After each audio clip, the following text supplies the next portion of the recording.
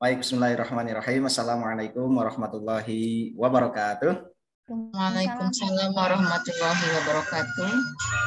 Semangat pagi. Pagi. Baik, guru-guru semua, wah Masya Allah ya, guru-guru bahasa Inggris dari klaster Brebes, Kabupaten Brebes dan juga Musirawas. Alhamdulillah di sore hari ini kita diberikan kesempatan untuk bisa berkumpul kembali. Kalau guru bahasa Inggris berarti harusnya awalannya pakai bahasa Inggris ya. Tapi karena keterbatasan saya mungkin jadi kurang kurang apa genuine kayak gitu ya. Nanti kita tolong saja. Baik, tapi saya sedikit kali ya bisa ya. With all the respect to the honorable apa ini mentor Guru Indah Sulistriadi gitu ya. And all the participant here, first let's say thanks to Allah because His blessing we can here together to attend of course this event even or learning, right? Greeting and congratulations to our Prophet Muhammad Sallallahu Alaihi Wasallam, to his family, his friends, and also his followers. Amin ya rabbal alamin. Baik, hanya itu saja guru yang saya bisa ya. Nanti kalau kalau di apa namanya kalau ditambah-tambah lagi ke belakang nanti saya yang keder guru, nggak bisa ya. Baik, guru-guru semua, langsung saja mungkin. Terima kasih sekali lagi sudah berkesempatan hadir di kesempatan sore hari ini. Guru-guru semua, di sore hari ini kita akan banyak nih berbicara tentang penelitian tindakan kelas lagi yang sekarang adalah kaitannya dengan PTK bab 3. Nah, kaitannya dengan PTK bab 3 ini sudah berbicara tentang metodologi penelitian begitu ya. Ada hal-hal yang memang nanti guru-guru akan dapatkan bagaimana sebetulnya model-model dalam penelitian tindakan kelas itu, termasuk bab 3 itu sebetulnya ada apa saja kayak gitu. Termasuk guru-guru semua, saya terinspirasi kemarin kebetulan waktu di hari Ahad ya, hari Minggu kemarin tanggal berapa? Tanggal 31 saya diberikan amanah juga ngisi penelitian tindakan kelas offline gitu dengan guru-guru dari Depok. Wilayah Depok ada POP ya namanya ya, program organisasi penggerak dengan Kementerian Pendidikan dan Kebudayaan, Sekolah Guru Indonesia juga. Apa namanya? Terinspirasi salah satunya adalah memperbanyak metode.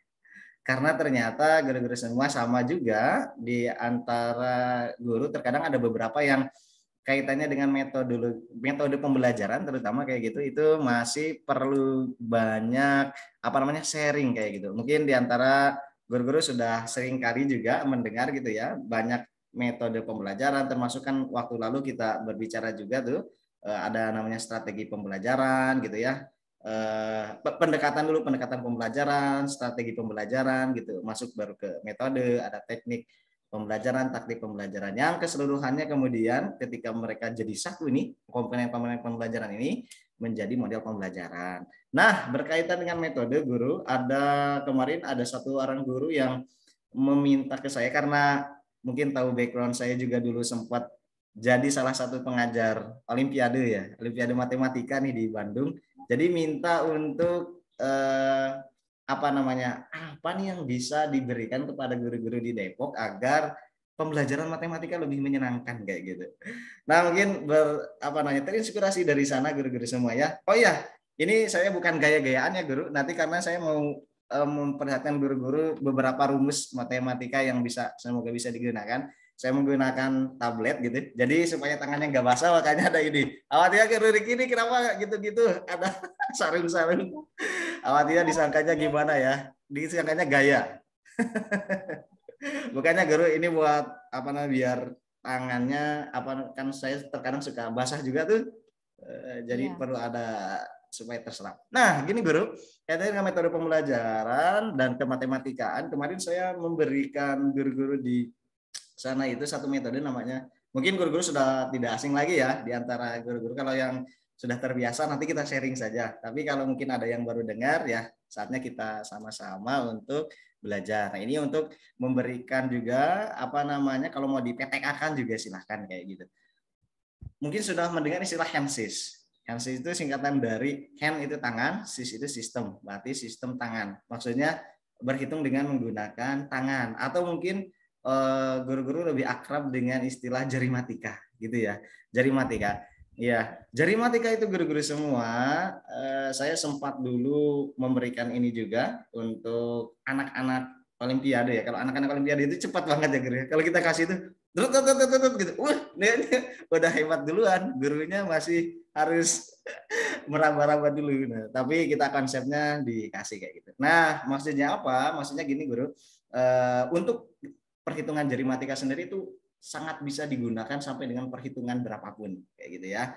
Ini di awal sebelum ke penelitian tindakan kelas, karena juga ada kaitannya dengan metode apa namanya, metode pembelajaran namanya yaitu jari matika gitu. Nah, bisa kita buat sampai dengan ratusan bahkan. Tapi ada kekurangannya, kekurangan jari matika ini dia hanya berada pada apa namanya? Kalau dikatakan kuadran mungkin kuadran kali ya. Dia hanya berada pada kuadran yang bersifat 1 sampai dengan 5 saja kayak gitu. Jadi tidak bisa belok ke kuadran yang lain. Maksudnya apa? Maksudnya kayak gini. Jadi kalau mau kita menghitung perkalian dengan jari matika itu hanya terbatas dengan angka-angka tertentu saja yang dia berada pada kuadrannya. Kuadrannya apa? Misalkan kita klasifikasikan biasanya dalam jari matika itu. Ada yang namanya 1 sampai dengan 5. Tapi kalau di jari matika awal, perkalian 1 sampai dengan 5 untuk anak-anak itu menjadi satu kewajiban yang harus dihafal ya gitu kan. Kemudian nanti nangkat lagi perkalian 6 sampai dengan 10. Perkalian 11 sampai 15. Perkalian 16 sampai dengan 20 itu kuadrannya. Perkalian 21 sampai dengan perkalian 25 dan seterusnya sampai dengan misalkan perkalian 111 sampai dengan 115. Perkalian 116 sampai dengan 120. Kayak gitu guru. Itu namanya kuadran dalam jari matika gitu. Jadi nggak bisa loncat kecuali untuk beberapa angka tertentu. Kayak misalkan nanti guru-guru boleh bantu hitung ya di kalkulatornya. Misalkan saya berikan angka berapa hasil kali antara 123 kali 127 misalkan kayak gitu.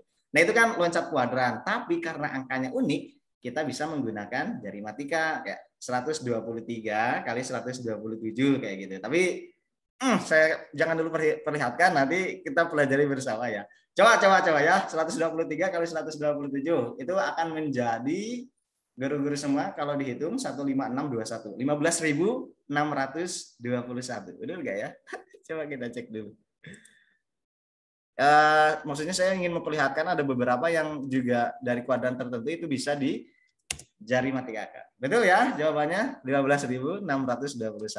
Nah hanya saja guru-guru semua ini jari matika ini tadi untuk beberapa kriteria tertentu itu harus pada angka-angka yang berada di kuadran tadi. Baik, saya coba ganti dulu view-nya biar terlihat guru-guru semua.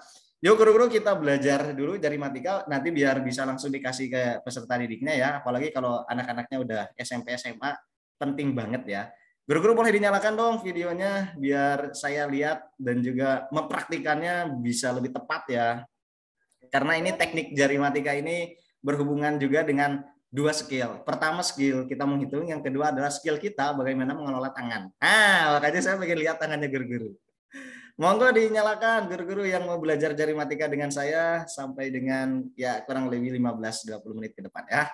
Baik, kita awali dulu dengan perkalian yang paling sederhana dalam jari matika itu perkalian 6 sampai dengan 10 ya. Semoga hari ini bisa sampai dengan perkalian 20. Nah, untuk perkalian 1 sampai dengan 5 itu kita berikan informasi ke siswa harus wajib hafal perkalian 1 sampai dengan 5 ya. Jadi ada yang dihitung, ada yang dihafal.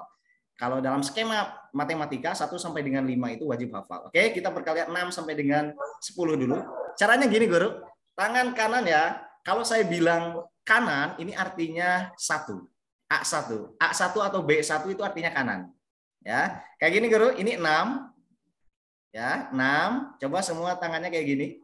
Jarinya tangan kanan dulu ya. 6, 7, 8, 9. Saya mau supervise dulu, Guru, takut ada yang salah. 10. Karena jangan terbolak-balik, nanti ada yang atas, ada yang bawah ya.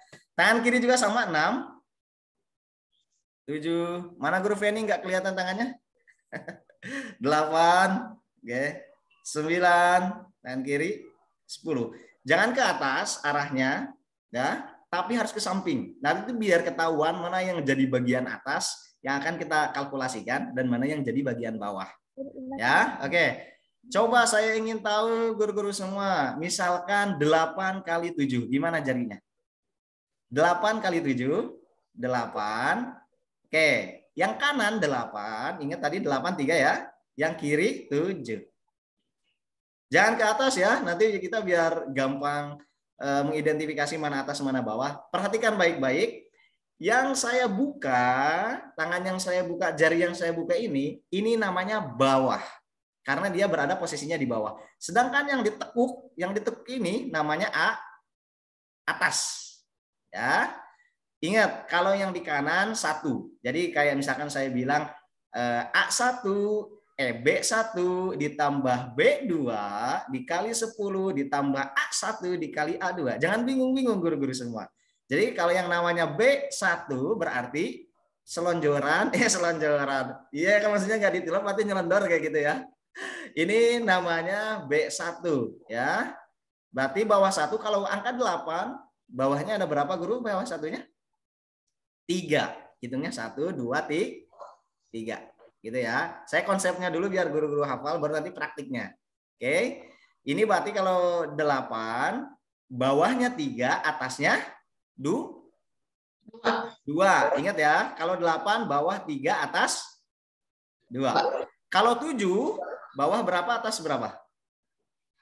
Bawah 3, atas 2. No, 7. Bawah 2. Bawah 2, atas 3 ya. Jangan kebalik-balik, makanya jarinya guru-guru semua harus persis sama seperti yang saya praktikan ya. Karena ini nanti akan berakibat juga nanti untuk kedepannya untuk perhitungan ratusan. Kalau guru-guru nanti tertantang gitu ya, ingin juga belajar jari matematika. Oke, kita operasikan. 8 dikali 7, guru-guru semua seperti ini. 8 dikali 7, caranya adalah bawah 1 ditambah bawah 2 dikali 10. Artinya dijumlahin dulu, guru. Ada berapa ini? Bawah 1 ditambah bawah 2. Bawah satunya berapa tadi? 3 tambah 2, 5 kan? 5 kali 10.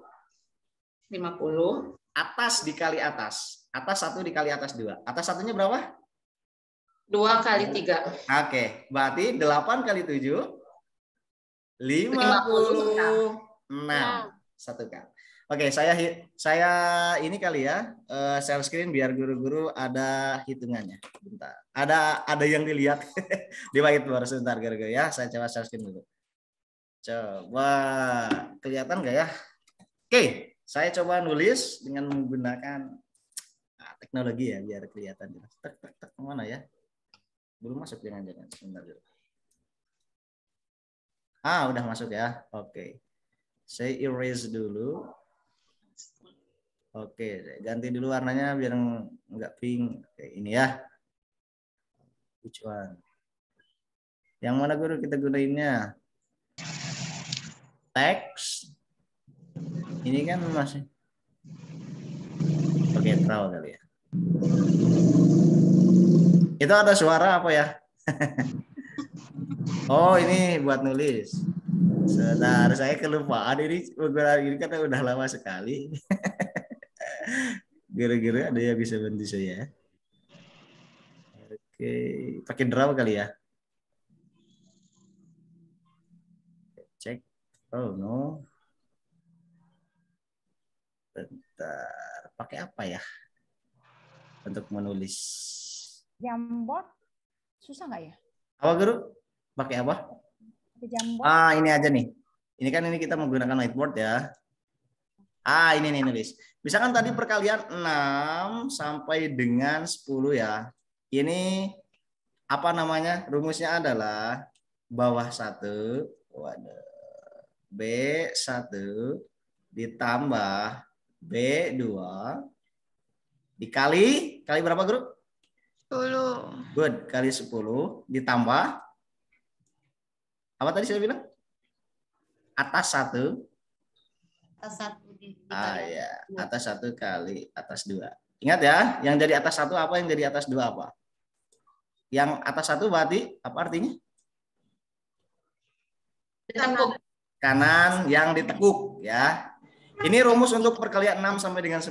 Saya rasa nggak harus lama-lama untuk perkalian 6 sampai dengan 10 karena terlalu ini ya, terlalu dasar. Nanti guru-guru kita saya latih lagi untuk mungkin untuk anak SD kali ya, anak SD atau yang lupa-lupa perkalian. Coba guru dengan menggunakan jari matikannya, saya ingin tahu berapa nilai dari 7 dikali 7 menggunakan jari matika. 7 dikali 7. Jawabannya kan 49 ya. Gimana caranya? Ya. Bawah 1 ditambah bawah 2 artinya berarti 2 ditambah 4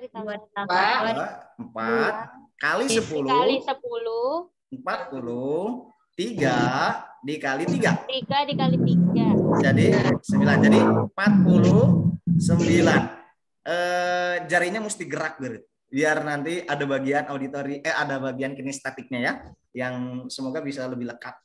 Oke, ulangi lagi. Kalau misalkan 9 kali 9 bagaimana? 9 kali 9. Lanjut. 8. 4 tambah 4, 8. 4 tambah 4, 8 dikali 10, 80. 1 dikali 1 dikali 1. jadi 81. Oke ya, bisa ya. Ada yang belum bisa karena ini dasar banget. Nanti kesananya kalau belum bisa sulit untuk ke angka yang lebih tinggi.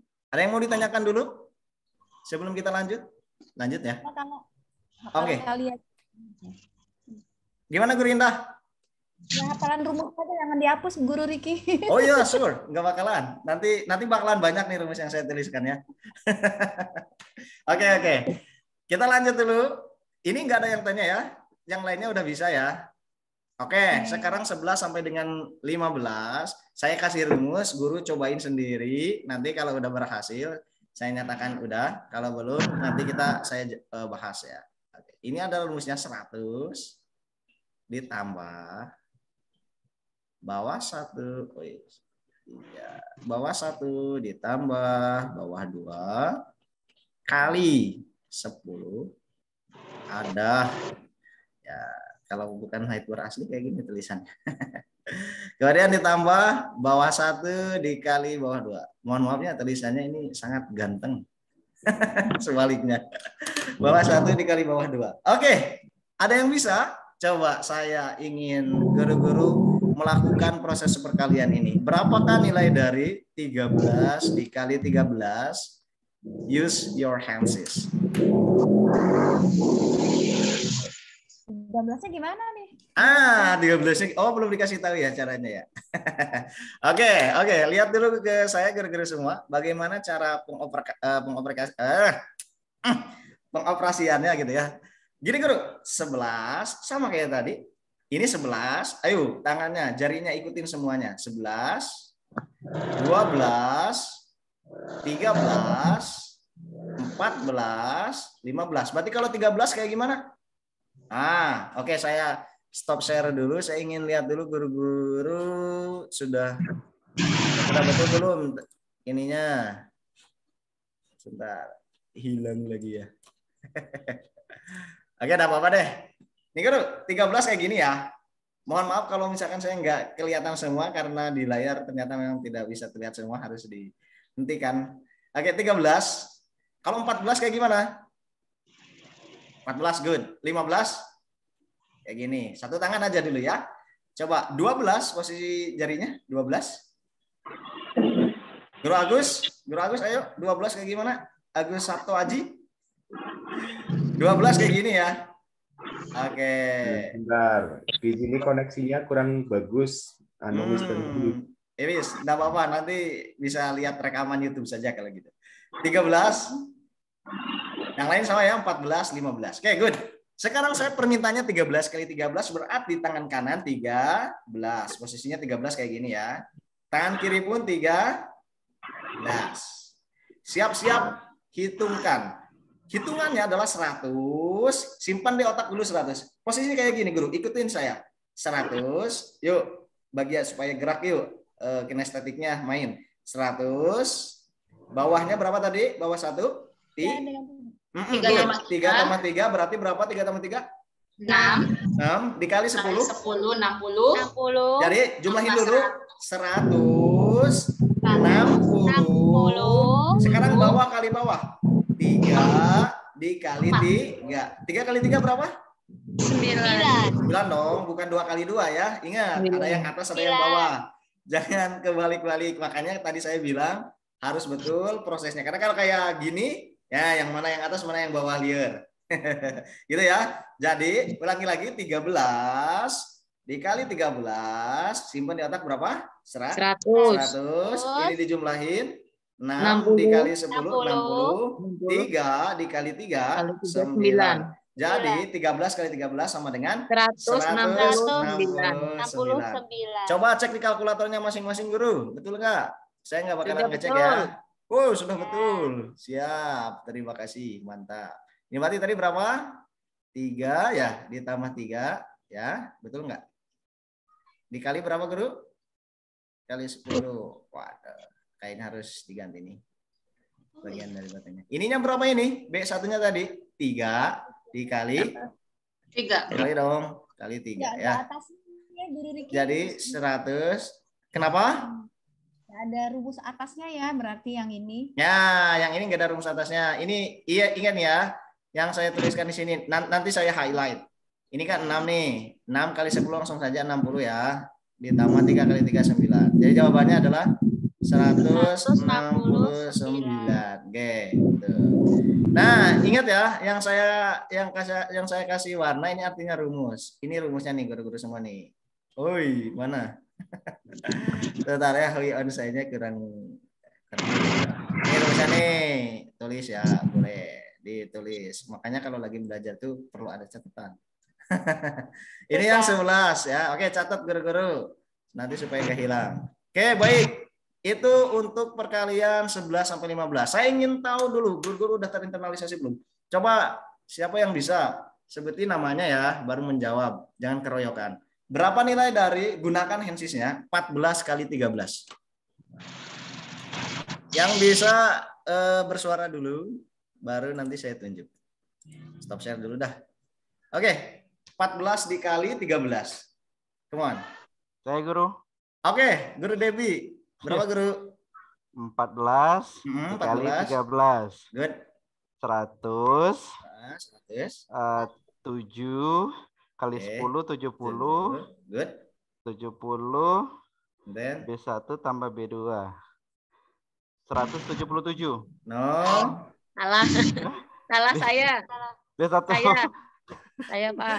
Oke, nanti guru ya. Dikali ya. Oke, guru Fauzia. Oke, guru Debi udah hampir betul. Terima kasih guru Debi. Saya 182. Oke, gimana caranya guru Debi? Guru Fauzia. Jadi ini Ulangi lagi. 14 kali 13. Oke. 100 dalam otak. Oke, and then? Lalu 4 tambah 3, 7 dikali Oke, 10, 70. Oke, and then? Kemudian 4 4 times dikali 3. 4 dikali Kali 3, 12. Kali 3 ya, Mbak Dewi ya. Iya. Jadi Iya. 182. Oke, tepuk tangan buat guru Fauzia. Alhamdulillah, ada yang nyantol. Cobain lagi. Siapa yang bisa perkalian 14 dikali 14? Kalau yang mau menjawab, bersuara dulu ya. Tim HP. Siapa? Ana. Saya coba. Ana. Guru Ana silakan. Guru Miranda. 196. Iya. Nanti guru kalau yang mau menjawab boleh, tapi bersuara dulu, baru nanti kan biar kelihatan tekniknya ya. Oke, Guru Miranda. Silakan. Tadi 14 lah, 4 kali 14. 11, 12, 13, 14. Oke. 11, 12, 13, 14. Oke. 100 di sini. Di 4 kali 4, 4 tambah 4 itu 8, jadi 180. 4 kali 4 itu 16. 10-nya dimasukkan ke 180, jadi tambah 10, 196. Hampir salah. Iya betul ya, 196. Oke, good. Semuanya udah bagus nih. Boleh saya lanjut dulu sampai perkalian sampai 20 dulu ya. Setelah perkalian 20, kalau ada waktu nanti di akhir sesi saya kasih lagi rumus-rumus yang lainnya. Oke, coba saya share lagi untuk nulis lagi di whiteboard. Ini perhitungan 11 sampai dengan 15 kan tadi. Oke, saya mau masuk sekarang ke perhitungan 16 sampai dengan 20. Ada yang sudah dapatkan pattern-nya belum? Belum ya? Karena saya baru nulisnya baru sampai sini. Nanti kalau guru-guru jeli, itu nanti akan kelihatan pattern-nya ya. Apa pattern itu ya? Ini guru nih, lihat. Kalau ini simpan di otaknya, kalau tadi 100 sekarang 200. Oke? Jumlahkan. Tulis ya. Supaya guru-guru nanti bisa juga melihat hasilnya.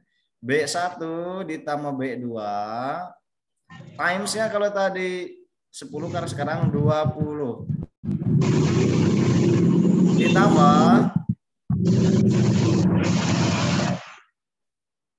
ditambah berapa guru? Ada yang tahu kira-kira apa ini? A1 bukan B lagi ya, sekarang A lagi nih. A1 dikali A2. Makanya saya bilang guru-guru harus jelas dulu nanti posisi tangannya. Biar saat mengoperasikan semuanya udah betul gitu ya. Oke, ini tolong di save ya rumus ini karena nanti digunakan untuk perkalian 16 sampai dengan 20. Aduh. Nanti guru-guru kalau perlu lagi yang lain nanti saya kasih. Aduh. Mohon maaf. Saya sudah lama tidak menggunakan Huian. Oke, guru. Itu ya, kurang lebih ya. Saya masih bisa nih. Kita coba. Sama juga tangannya kayak gini, 16. Izin saya mute dulu biar enggak noise. 16, 17, 18, 19. Yuk tangannya semua ikutin 20 biar saya kelihatan. Guru Siti mau gue ikutin.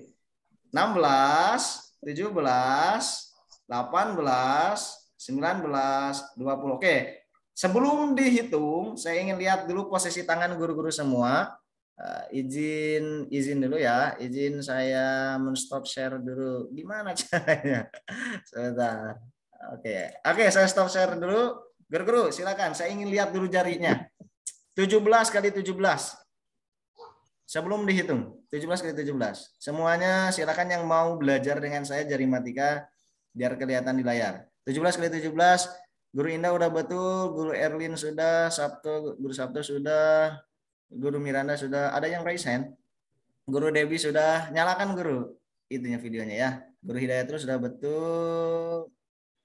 Oke, semuanya sudah betul yang menyalakan video. Guru Erwin, ada apa Guru Erwin? Oke, udah betul ya. Sekarang coba saya ingin lihat posisi tangan yang 19. Jarinya 19. Kalau 19 berarti bukan 19 kali 19, saya mintanya 19 berarti satu aja. Ya, ingat ya. Kalau saya bilang 19 kali 19 gini, kalau 19 satu aja. Boleh yang kanan, boleh yang kiri. Oke, 19. Oke, good. 17. Saya agak cepat. 17. Oke. 18. 16. 15. 15 gimana? Ayo 15. Yuk. Saya balik lagi ke yang tadi. Yang tadi kan kayak gini 15. Ya, ingat ya 15 tadi kayak gini. Oke. 12. Saya review kayak tadi yang ke belakang. 12 gimana tadi? 17. Oke. Oke, good. Sama 12 sama 17 sama ya. 18. Semoga nggak kebolak-balik. 18. Oke, good. Guru tari ikutin. Mana tangannya guru tari? Aftar ini? Oke, ikutin guru. 13 gimana guru tari? Oke. Oke, 13. 18. Guru tari. Ayo ikutin. Enggak dengar kan? Tadi putus-putus videonya, jadi nggak bisa ngikutin awal tadi. Oh iya, wis, enggak apa-apa. Nanti lihat di YouTube saja ya. Oke, enggak apa-apa. Oke, guru-guru. Sekarang saya minta guru-guru 17 kali 17. Posisi tangannya kayak gimana? 17 kali 17. Oke, good. 17 kali 17. 18 kali 17. 19 kali 17. 16 kali 16. Oke, good. Udah betul. Saatnya kita kalkulasikan. Ada yang sudah ingat belum? Atau perlu saya share screen lagi? Nggak ingat. Nggak ingat ya. Oke, saya share screen. Yuk, sebelum saya yang ngasih tahu, guru-guru silakan kalkulasikan sendiri. Berapakah nilai dari 17 kali 16? Oke, silakan gunakan handsysnya. 200. Kalau awal-awal mungkin harus lihat dulu. Tapi kalau ke sana tuh udah cepet tek tek tek tek tek. Nah, nggak usah lihat lagi rumus, sendirinya langsung dapat ya. Tadi saya bilang berapa sih? 17 kali 16 ya. Nah, cari ya. Ini bukan PR, ini cari sekarang. 17 kali 16, gunakan handsysnya. Satu lagi ya, 18 kali 15. Udah ini aja, kalau 15 kali 16 kali 17. Setelah ini udah, kita langsung ke materi bab 3. Ini sebagai pemanis aja. Oke, Guru. Ada yang bisa? 3 deh, 3. 17 kali 16. Siapa yang mau? Sebutkan namanya dari mana? Guru siapa? Bu Siti Maisha. Oke. Ya. Guru Siti gimana, Guru? 17 kali 16 kalau tidak salah. Berapa? 272. 272. Oke. Yang lain ada jawaban yang beda? Selain Guru Siti Maisha? Semua sama? Ya. Sama, oke. Kalau sama tunjukkan kepada kami. Guru Siti Maisha gimana dapat 272? Ayo. 17 kali 16. Good. Jadi 200 di kepala, di otak. Ini tambahkan 2 tambah 1, 3 kali 20, 60. Berarti tambah 200, 260. 260. A1 3 dikali A2 4 12 jadi 260 ditambah 12 272. Yeay. Udah betul ya. Hanya saja tadi terbolak-balik mana A1 A2. Enggak apa-apa. Yang jelas kalau mau dibalikin guru harus konsisten. Kalau A1-nya kiri, maka B1-nya pun kiri ya. Kalau A1-nya kanan, maka B1-nya pun kanan. Tadi Guru Maisha bilang A1-nya ternyata kebalik ya. Ada 17 mana. Tapi enggak masalah, enggak masalah. Ternyata karena hitungannya juga tadi udah betul ya. Oke, guru-guru, udah betul jawabannya 272. Yo, yang belum ngeh gimana caranya, saya ulangi lagi. Ini sih itu 200. Dijumlahkan B1-nya berapa? 17 sama 16. Yang jadi B1 mau kanan atau kiri? Guru? Kanan. Oke, kanan. Berapa B1-nya? Bantu saya. 7, 2, 2. Oke, 2. Oke. B2-nya? 2 tambah 1. Oke, 1. Kali 20, oke. Kali 20. Terus A1-nya berapa? Ingat harus konsisten ya. 3. A1-nya 3. A1-nya? 3. 3, oke. A2-nya? Kali 4. Oke, good. Ini baru betul. Sip, supaya nggak kebalik. Ini kalau mau hitung manual biasa juga ya. Ini kan tinggal jumlahin aja. 3 tambah 2 tambah 1, 3 kali 2, 60 gitu ya. Berarti 200 tambah 60 gitu kan. Ini ditambah berapa? 12. Nah, dengan dijumlahkan berarti jawabannya adalah 272. Oke, good. Oke, siapa yang mau nyobain 18 kali 17?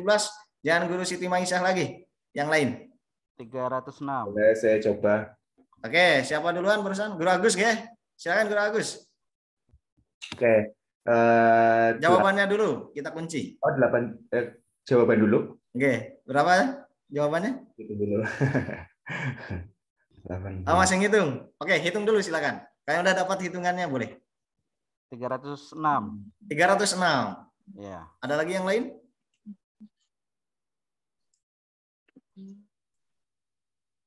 Ada lagi jawaban yang lain?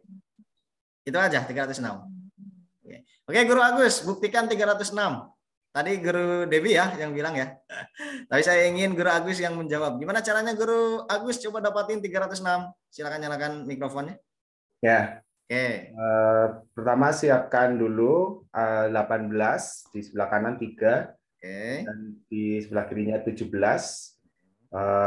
Di kepala ada 200. Oke, di kepala 200. Ini digabungkan menjadi 5. 5 dikalikan 20, 100. Tambah 100 dikali 100. Kemudian ada 2 dan 3 dikalikan berarti 6. Berarti 300 tambah 6. Ya, betul. Yeay, udah bisa. Terakhir, sekarang tanpa melihat rumus ya. Oke, siap tanpa melihat rumus? Terus, Coba hitung guru, tadi permintaan saya. Yang terakhir apa permintaannya? 17 dikali 16. Nah, 17 kali 16. Ada yang bisa? Tanpa melihat rumus. Coba. Kalau belum terbiasa nggak apa-apa. Baru pertama kan saya kasih. Oke. Ada yang mau nyoba? Nanti kalau udah terbiasa nyoba, nanti pattern-nya kelautan. Guru coba. Oke, Guru Erlin mau nyoba, monggo Guru Erlin. Go ahead ya, bener nggak? 17 kali 16.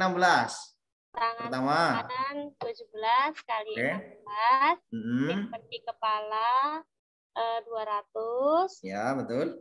2 ditambah 1. 3, kemudian 3-nya dikali 20 ada 60, jadi udah 260. Ya. Terus ditambah 3 dikali 2, 6. Jadi 3 dikali 2 atau 2 dikali 1? Yang mana yang betul? yang atas ya, yang atas. Mohon maaf.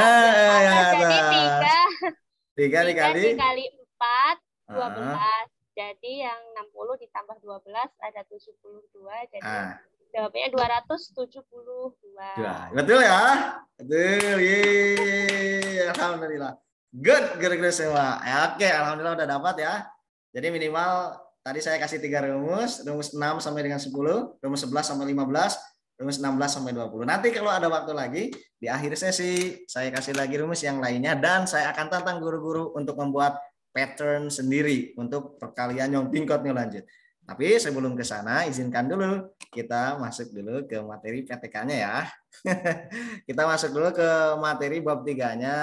Sebentar guru-guru semua. Baik, sebelum itu, sebelum masuk ke bab 3, guru-guru ada yang mau mereview nggak sedikit saja yang kemarin yang didapatkan di bab 1 dan bab 2. Coba saya ingin tahu nih, ada nggak guru-guru yang mencatat atau mendapatkan insight apa yang guru-guru dapatkan penelitian tindakan kelas bab 1 dan bab 2 atau salah satunya aja boleh bab 1 atau bab 2. Silakan guru. Saya catat ya yang aktif-aktif ya. Monggo. Bab 1. Bab 1 itu kemarin kita apa? Bab 2 itu apa? Ada yang ingat nggak?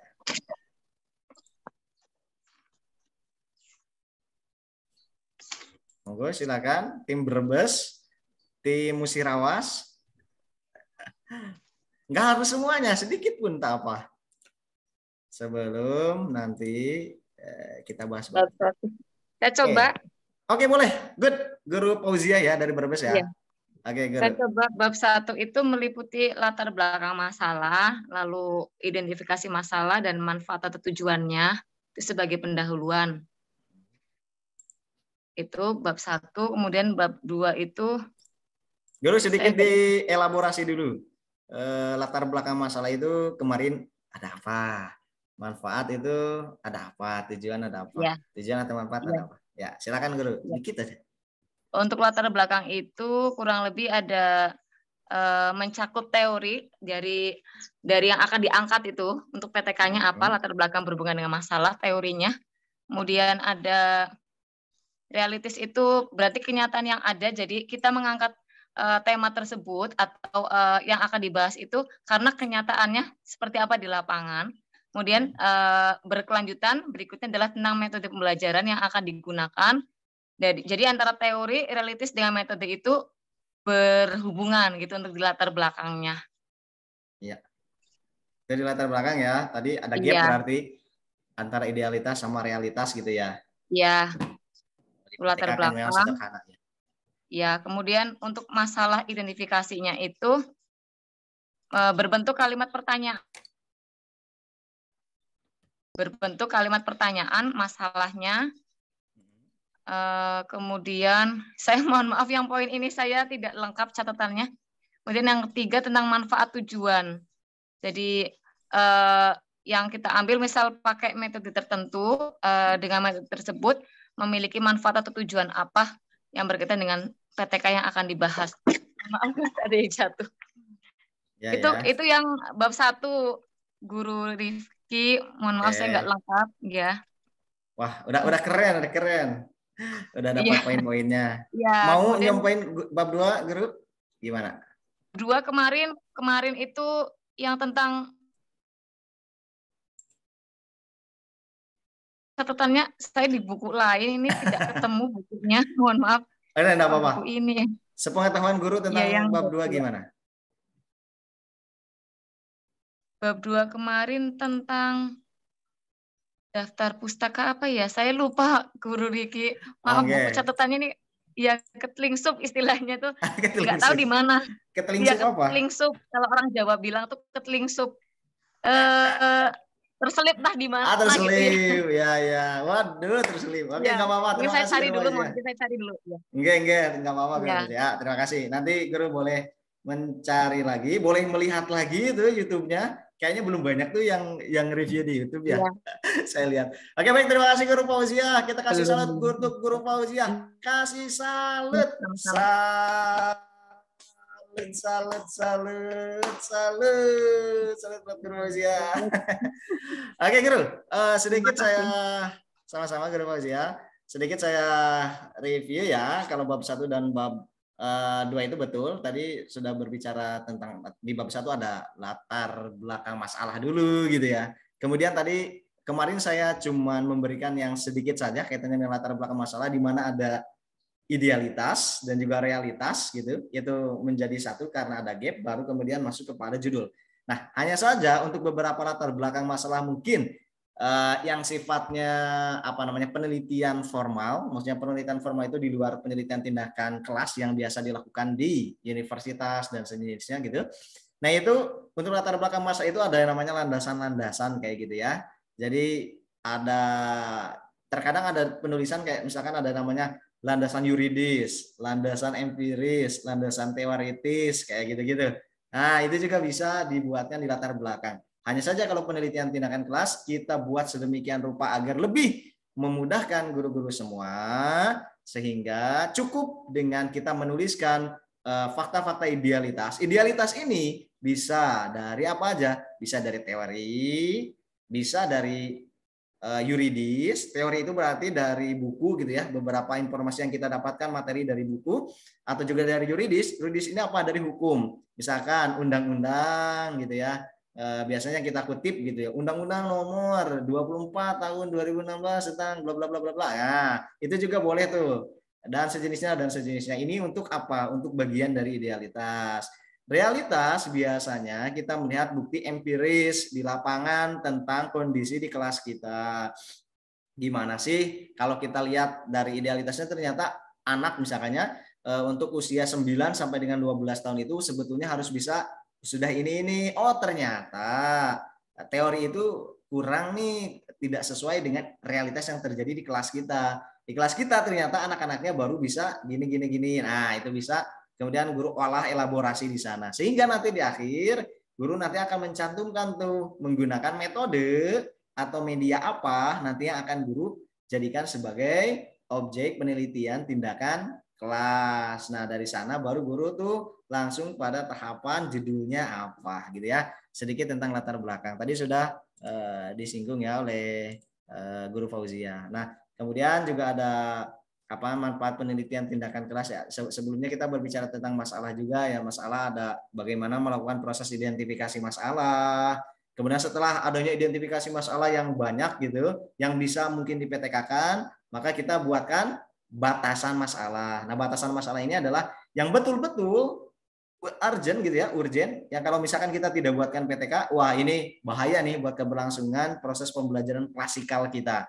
Makanya buatlah masalah ini menjadi urgent tadi dan mendesak yang akan kita buatkan PTK. Nah, setelah itu baru buat rumusan masalah. Kalau rumusan masalah berupa pertanyaan.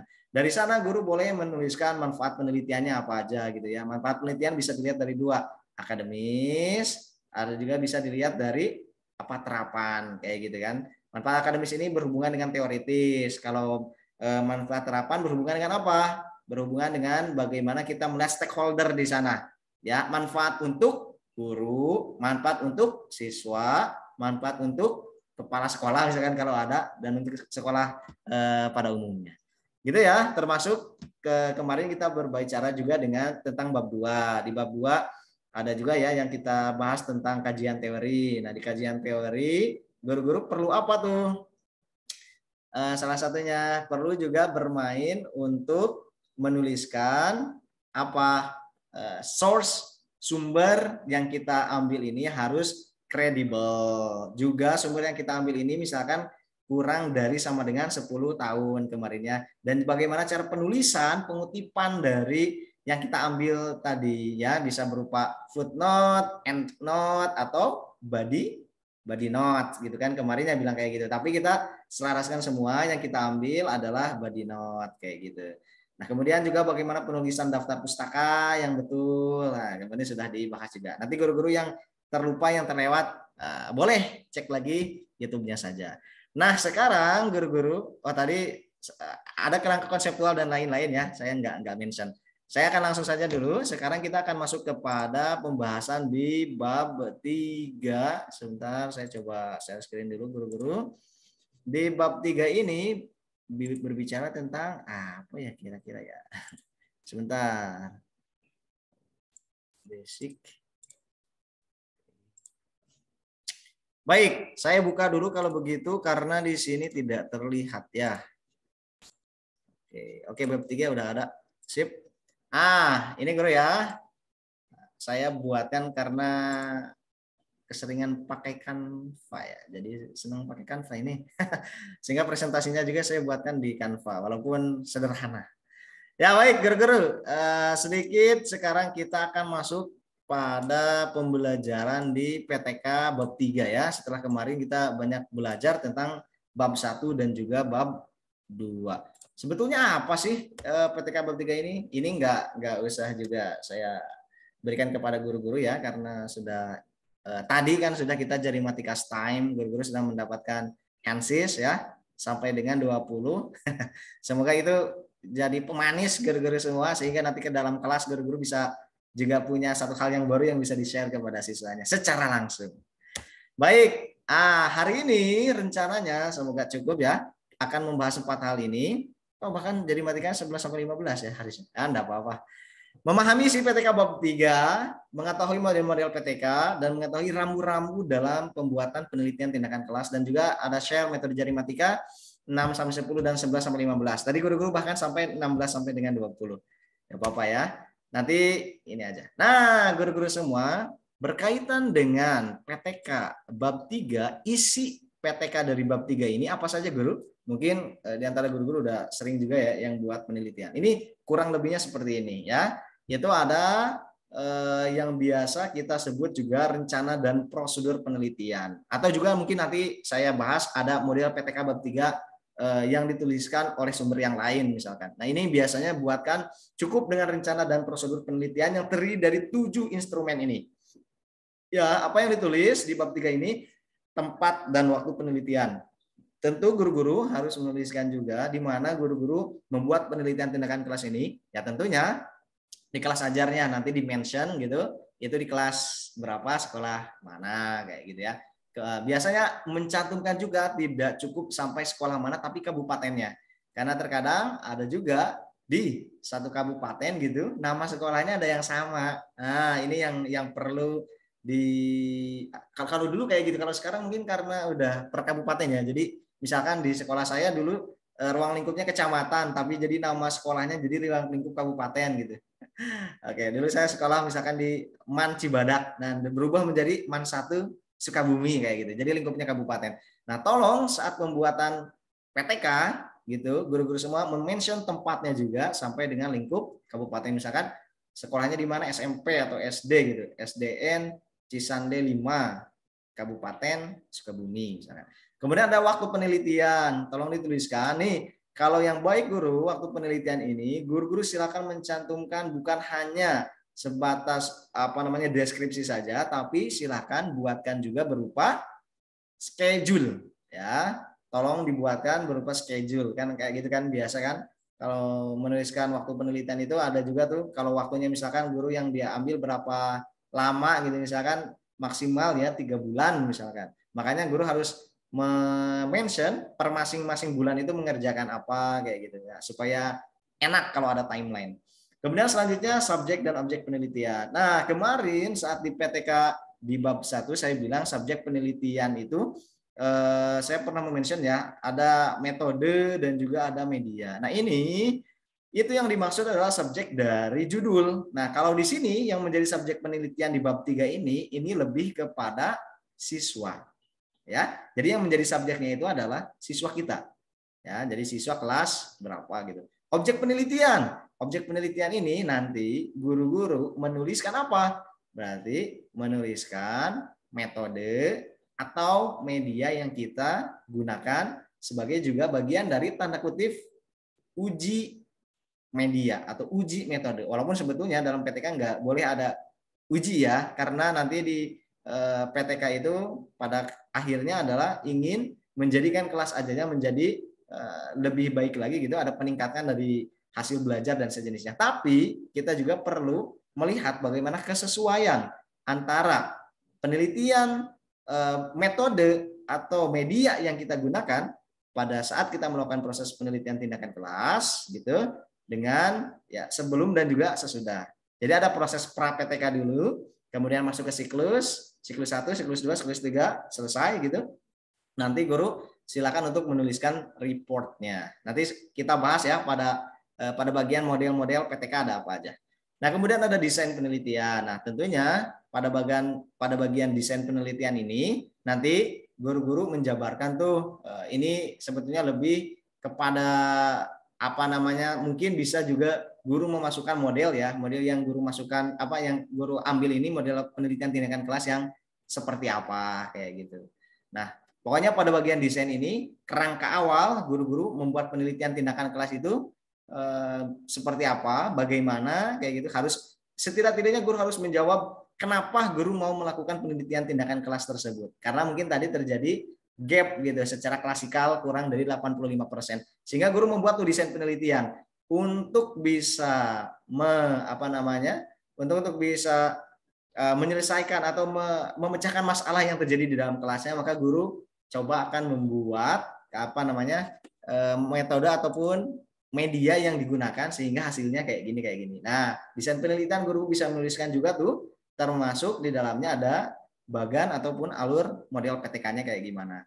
Tahapan penelitian tentunya ini juga mencerminkan tentang bagaimana guru menuliskan ya. Sebelumnya ada pra PTK, kemudian ada PTK, artinya ada proses tindakannya, ada proses observingnya, ada proses juga refleksinya itu seperti apa. Teknik pengumpulan datanya, ini berarti berhubungan dengan apa? Berhubungan dengan gimana sih kalau guru-guru mau mengambil data? Berarti bisa dengan wawancara dengan siswa, bisa juga dengan memberikan soal formatif kepada siswa, bisa juga dengan observasi gitu ya. Observasi oleh guru yang lain yang kita ajak menjadi guru kolaborator kita ya. Jadi ada yang namanya guru kolaborator. Maksimal 2, minimal 1. Apa tugasnya guru kolaborator? Ya, guru kolaborator itu melihat ataupun mengobservasi proses siswa belajar dan guru mengajar. Yang bagus adalah ada 2 orang guru kolaborator supaya dia bisa fokus. Satu guru kolaborator A ini kita mintakan untuk melakukan proses observasi terhadap pembelajaran yang dilakukan oleh siswa. Satu lagi mengobservasi bagaimana guru mengajar. Artinya apa? Guru-guru saat melakukan penelitian tindakan kelas tentu harus menyiapkan juga lembar observasinya, kebutuhan untuk guru kolaborator kita, gitu ya. Nah, kemudian juga kita berhubungan tentang instrumen penelitian. Kalau instrumen penelitian biasanya sih ini berhubungan dengan apa, guru? Berhubungan dengan, ada yang tahu tidak? Pertanyaan-pertanyaan kayak gitu. Untuk bisa menggali, untuk bisa mendapatkan data tadi. Nah, kalau misalkan tadi kita ingin melihat hasil belajar, otomatis kita menuliskan juga soal pretest dan posttestnya. Nah, yang jadi masalah adalah banyak di antara kita yang menuliskan atau yang membuat pretest dan posttest itu sama. Nah, ini yang perlu digarisbawahi. Tidak boleh sebetulnya dalam penelitian tindakan kelas yang baik itu kita menuliskan pretest dan posttest yang sama. Karena kalau pretest dan posttestnya sama itu bukan PTK ya, tapi cukup mengulang saja, mengulang soal. Kasih soal di awal, kasih lagi, udah akhirnya siswa juga nggak perlu tuh ada yang namanya penelitian tindakan kelas, cukup dengan siswanya dikasih soal lagi yang berulang. Nah, penelitian tindakan kelas yang baik adalah membuat guru-guru membuat apa namanya, membuat pretest dan posttest yang tentunya yang berbeda. Ya, walaupun mungkin temanya sama, misalkan kita di pelajaran IPA ini berbicara tentang ciri-ciri makhluk hidup, maka silakan pada siklus pertama misalkan guru-guru mau mengidentifikasi ciri-ciri hewan. Nah, makanya pada bagian pretest buatlah soal-soal tentang hewan tuh, ciri-ciri hewan.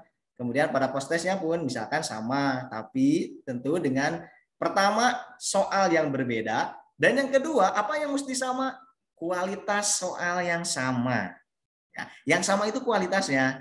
Jadi kalau yang satu misalkan soalnya ya low, kemudian intermediate, kemudian advanced gitu ya, maka yang satu juga sama. Jadi tidak boleh curang nih pretest ya, wah susah semua ya, biar siswa kita apa namanya nilainya kecil gitu, sehingga oh ini perlu di PTK kan nih, kepada ternyata soalnya nih yang mengecoh. Ya ternyata saat posttest soalnya gampang banget gitu. Perbandingannya kalau matematika, kalau ini pada posttest guru-guru memberikan soal apa ya, diferensiasi trigonometri gitu. Pada saat posttest guru-guru cuma memberikan soal multiple yang sederhana saja. Nah itu kan nggak baik ya, walaupun nanti di akhir guru-guru bisa, oh ini PTK saya berhasil nih karena ada kenaikan dan lain-lain. Ternyata dilihat dari identifikasi soal, kualitas soalnya yang berbeda. Itu yang bermasalah juga. Nah, kemudian guru-guru ya, kemudian kaitannya dengan teknik analisis data, ini tentunya tentang apa? Bagaimana guru-guru mengolah instrumen penelitian tindakan kelasnya sedemikian rupa. Ini ada sebetulnya nanti ya di akhir-akhir sesi saya berikan juga. Nah, tapi guru-guru semua perlu diketahui ada juga nih metodologi penelitian yang lain ya. Ini yang dituliskan juga selain dari jenis tadi. Kalau tadi kan namanya guru-guru bisa dilihat di sini rencana dan prosedur penelitian.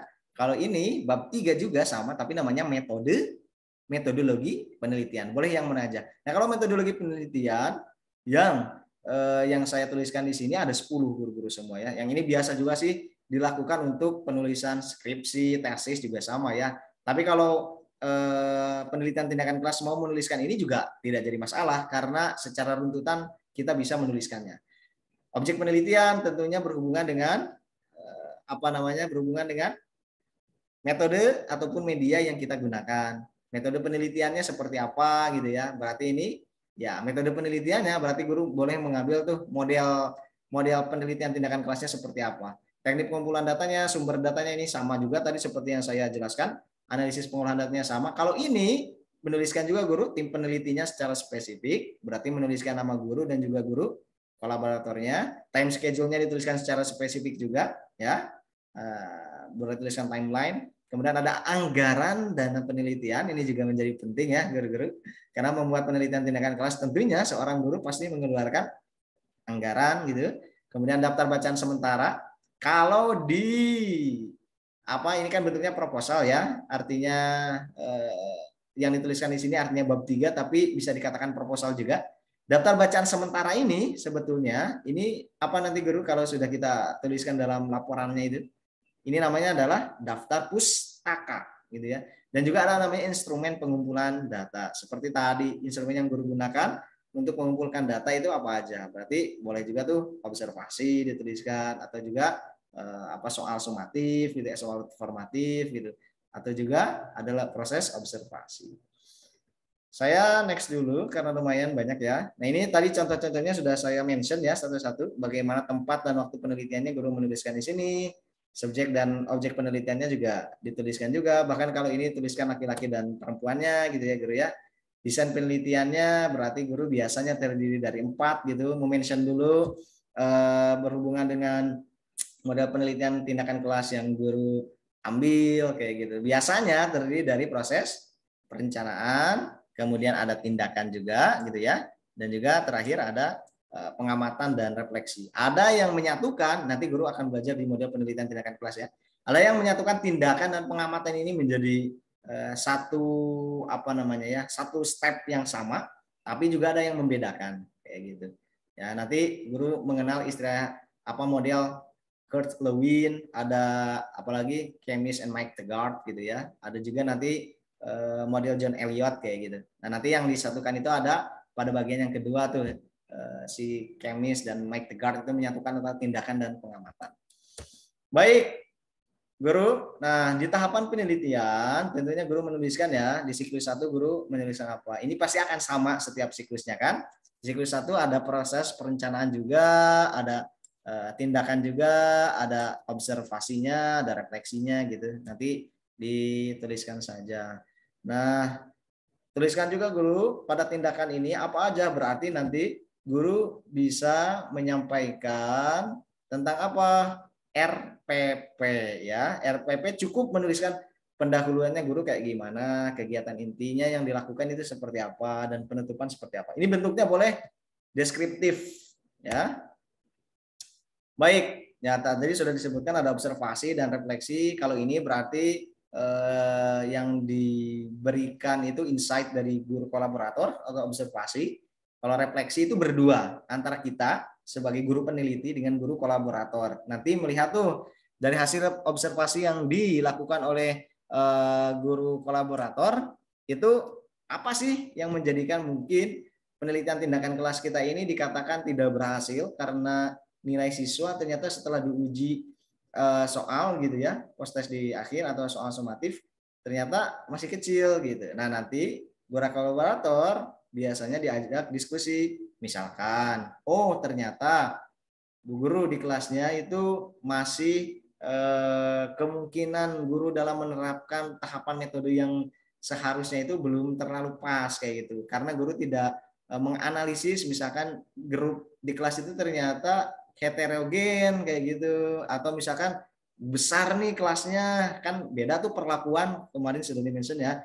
Bagaimana misalkan sama yang kita lakukan ini adalah grup ya, grup learning, yang satu kelasnya kelas besar 40 siswa, yang satu kelasnya kelas kecil hanya misalkan ya 15 siswa. Tentu saat kita memberikan teknik pembelajarannya pun harus berbeda. Oh, ternyata yang dilakukan oleh guru ini harusnya ini dilakukan untuk kelas kecil, nggak cocok untuk kelas besar. Nah, itu bisa keluar tuh saat melakukan refleksi di penelitian tindakan kelas. Ya, guru ya.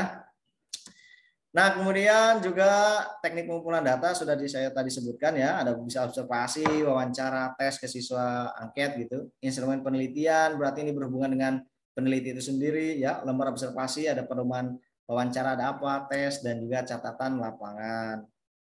Nanti guru-guru seperti biasa saya berikan link YouTube-nya, bisa nonton secara detail, atau juga nanti kami berikan juga materinya ya. Sepertinya saya belum memberikan materi ya ke guru ya, karena nggak ada yang WhatsApp juga nih.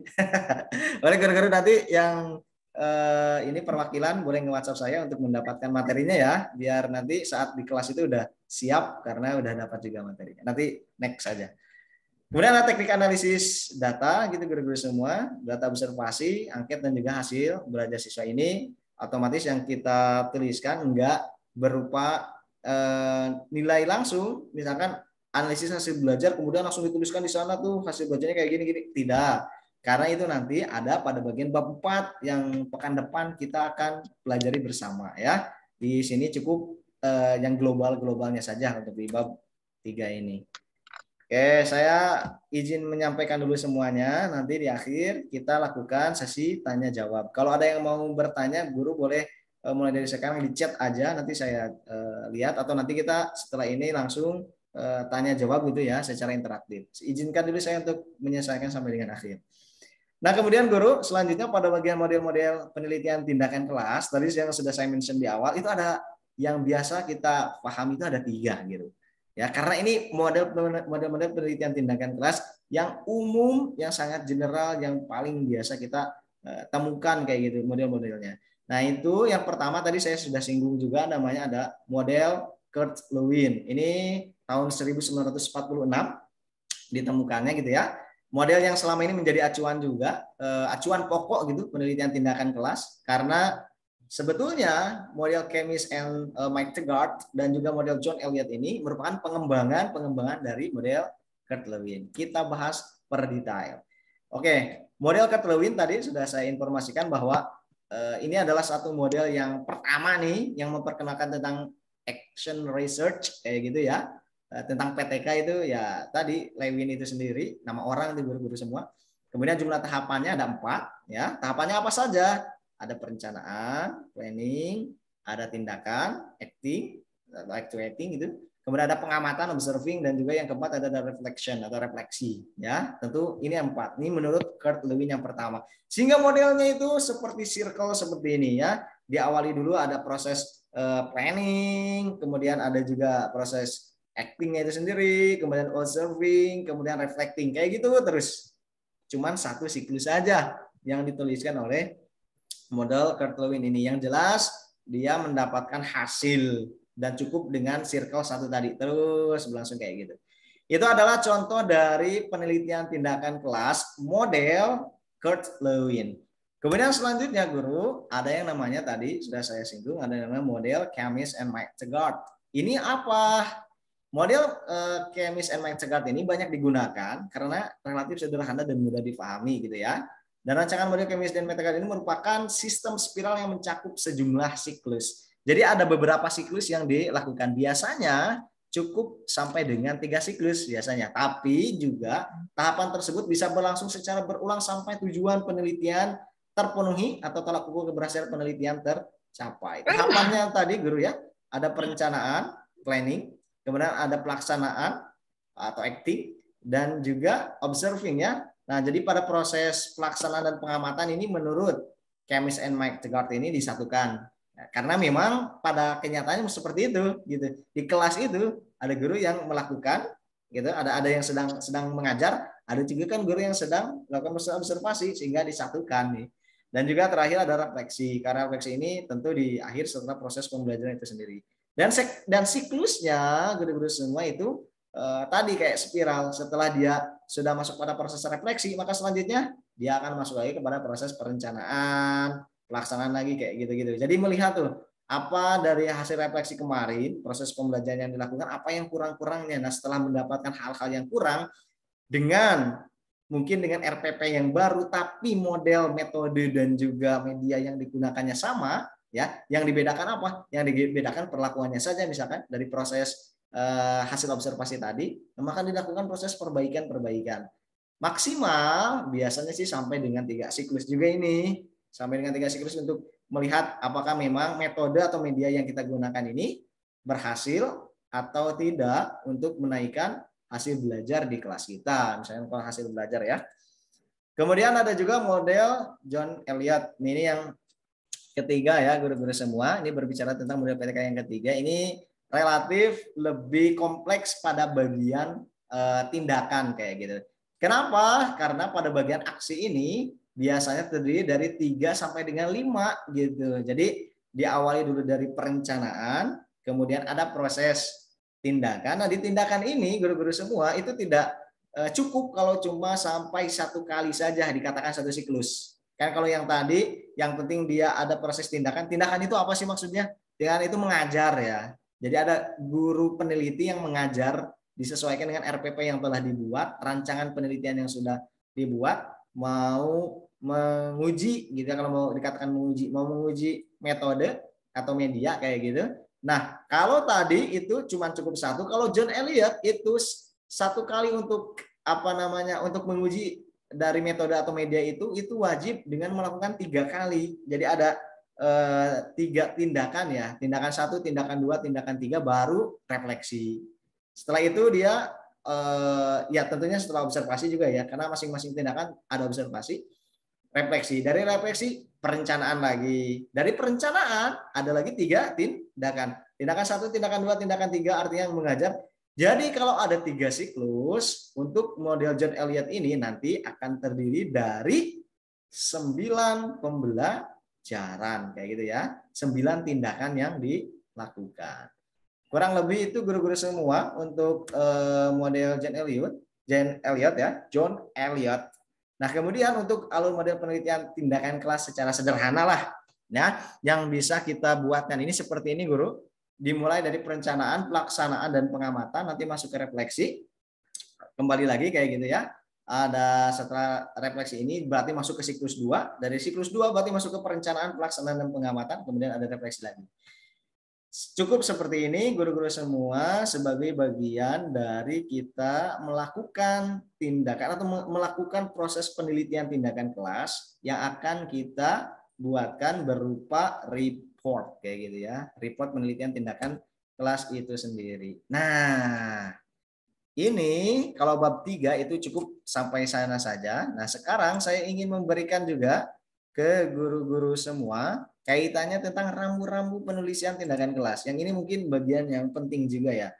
Karena ini berhubungan dengan teknis banget gitu ya.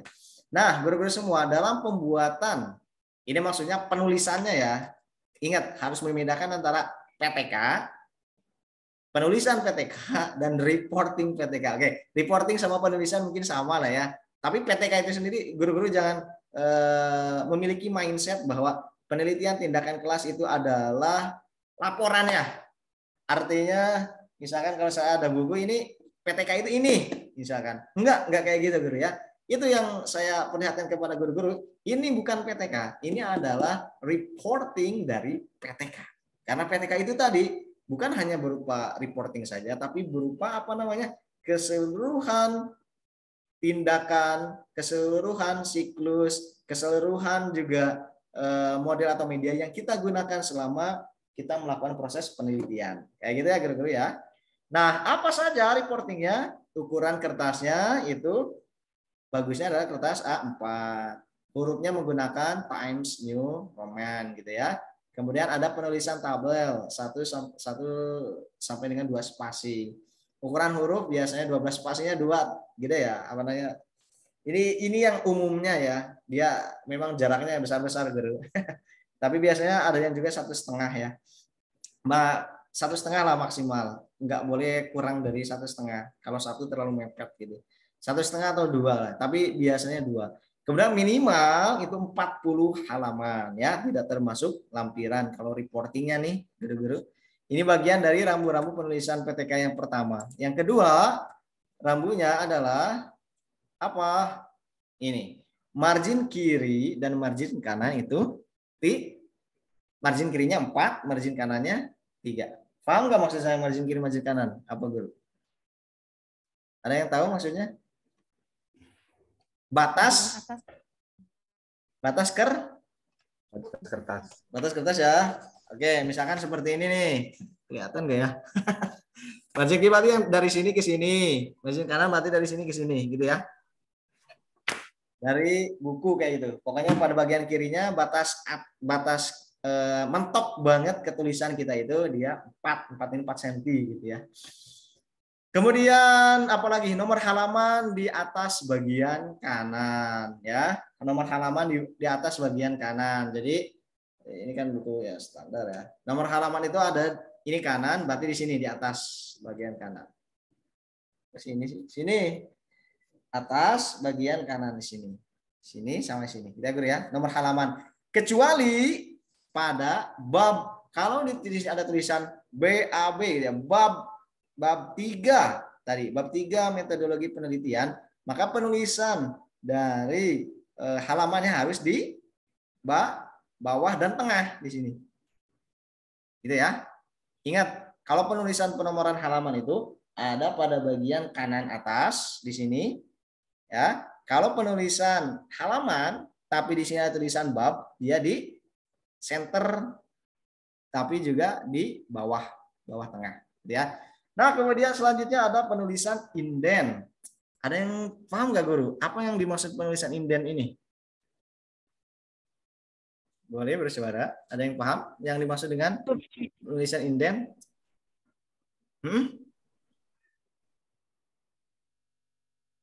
Oke, saya stop share dulu ya. Ada yang paham nggak guru? Apa yang dimaksud dengan penulisan inden? Nomor yang beranak bukan ya?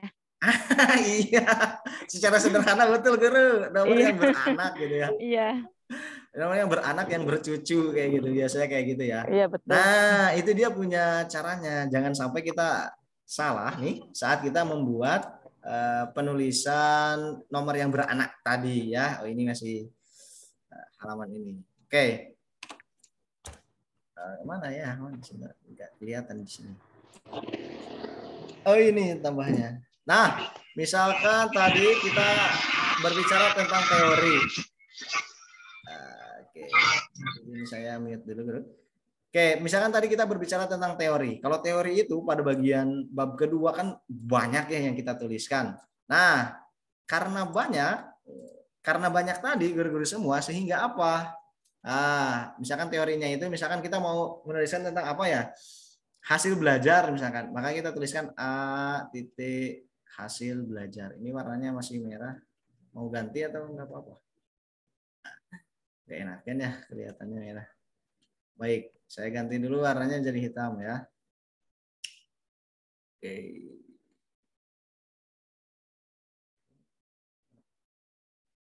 Oke, misalkan A hasil belajar, gitu kan? Ini adalah pertama kayak gitu. Nah, selanjutnya jika guru-guru ingin juga menuliskan ada teori lagi setelah hasil belajar, misalkan guru-guru mau menuliskan konsep hasil belajar, tapi ingat di sini harus ada prolog dulu ya, hasil belajar itu apa kayak gitu. Baru sebelum itu, setelah itu kita kasihkan prolog. Kalau kita mau menuliskan prolognya tadi yang saya sebutkan apa konsep hasil belajar, maka kita nuliskannya apa? Di sini harus ada dulu indennya. Oke, satu ya. Berarti ini tadi konsep hasil belajar. Wah, tulisannya bagus sekali. Nah, setelah satu apa guru? Ternyata di konsep hasil belajar kita mau menuliskan juga, misalkan ini ya. Nah, misalkan kita mau menuliskan juga setelah konsep hasil belajar, oh ternyata ada juga tuh yang disebutkan belajar berkualitas gitu. Maka setelah ini apa guru? A kecil. Ya, A kecil. Kenapa ada A kecil, ada A besar gitu? Ada A kapital, setelah A kecil ya. Oke, di sini berarti ini berhubungan tentang kualitas belajar. Apalah ya, nanti guru-guru lihat ininya. Nah, setelah ini ternyata guru-guru semua ingin menuliskan lagi karena di kualitas belajar itu ternyata dibedakan menjadi kualitas secara kualitatif dan kuantitatif. Gimana nulisnya? Setelah A, satu A, apalagi guru? Satu kurung bukan? Iya, betul, satu kurung ya. Misalkan ada lagi nih, guru-guru beranak lagi. Ini nggak cukup nih sampai sini. Misalkan berhubungan dengan tadi kualitas belajar dilihat dari tadi ya quantity dan juga quality-nya. Oh, ternyata kita mau menuliskan juga nih kalau di quantity itu ini berhubungan dengan pohon faktor misalkan. Gimana, Guru? Setelah satu. Kecil kurung enggak? Salah, Ding. Kecil kurung. Terus ada lagi, Guru. Di pohon faktor itu ternyata dia ada yang disebut dengan tabel pohon faktor, ada juga yang disebut dengan diagram pohon faktor pembelajaran. Gimana caranya?